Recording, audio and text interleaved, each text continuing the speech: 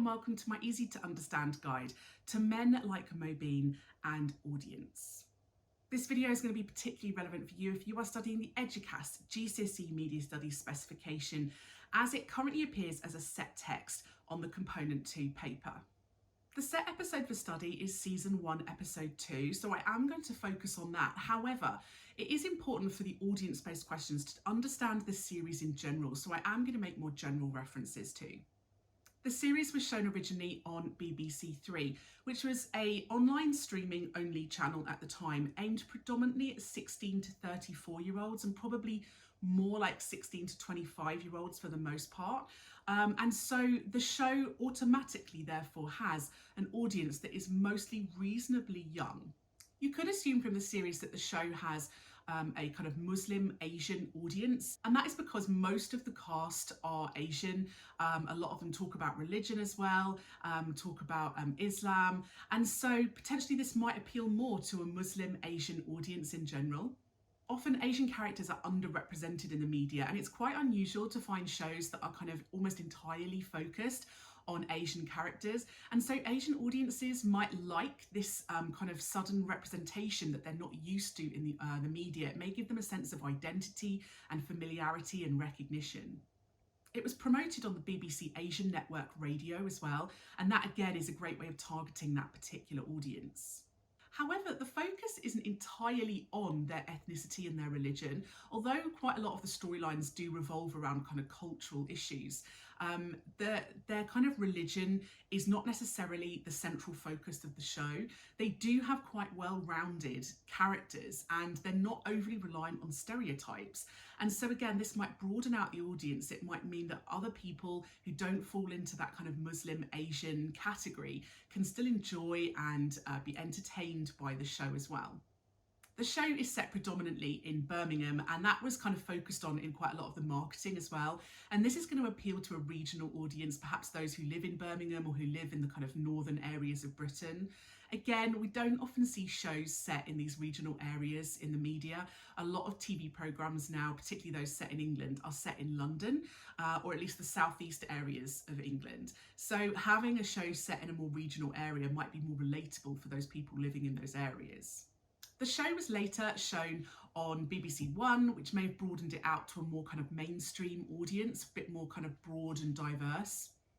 And then, of course, it was licensed to Netflix as well, which means that it is going to appeal to an even wider audience. People who may not have heard of the show may discover it on Netflix, and that will hopefully broaden the audience too. And of course, being both on Netflix and on iPlayer means that the programme has a chance to target a global audience who can watch online.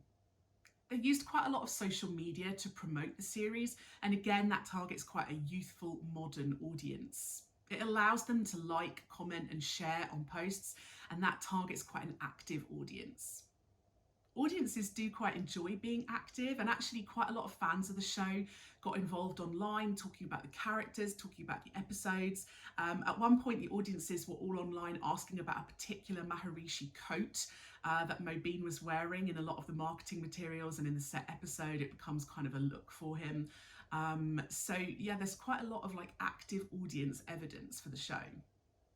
The series in general uses quite a lot of kind of colloquial language, and in particular language that younger people are going to understand and identify with.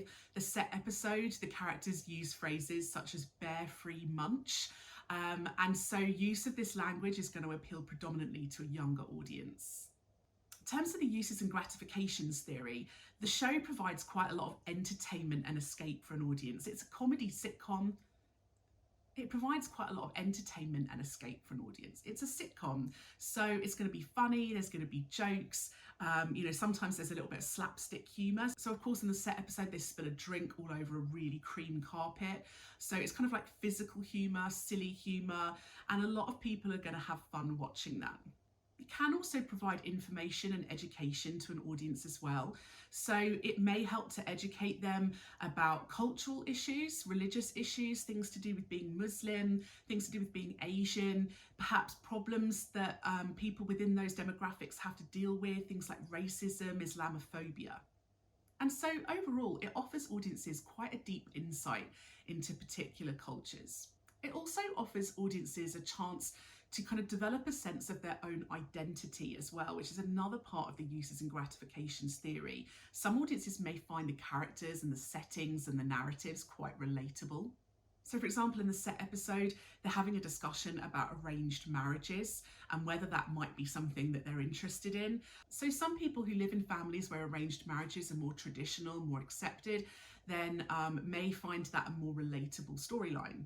Also contains quite a lot of relatable and identifiable context as well for audiences. So, for example, mentioning things like police profiling, mentioning things like the way there are lots of assumptions about Asian and Muslim people being involved in terrorism, and it makes fun of this in quite a light-hearted way, but these are all issues that would be quite familiar to a lot of audiences that come from those communities. There are some pop culture references in the series that are going to appeal to audiences. Intertextual references often do. So, for example, they reference things like The Goonies, Three Men and a Baby, which are kind of films from the 80s. And I suppose that might target a slightly older audience as well. There are some other intertextual references as well. So, for example, they reference Mary Poppins, Sherlock Holmes as well. And that kind of makes audiences feel quite clever if we recognise those references or if we understand them. And referencing quite big British mainstream products helps make this programme feel a little bit more mainstream and popular for audiences too. And it's got quite a nostalgic music soundtrack as well, with lots of songs from the 80s and other decades. And again, that's going to appeal to audiences too. Sitcoms in general have quite a kind of familiar and consistent structure. So we have what we call a kind of circular narrative in a sitcom, where they're kind of self-contained. You don't necessarily need to have watched any other episodes. There's normally some kind of issue that's introduced at the start, and the characters go on a kind of quest to solve a problem or to deal with that storyline.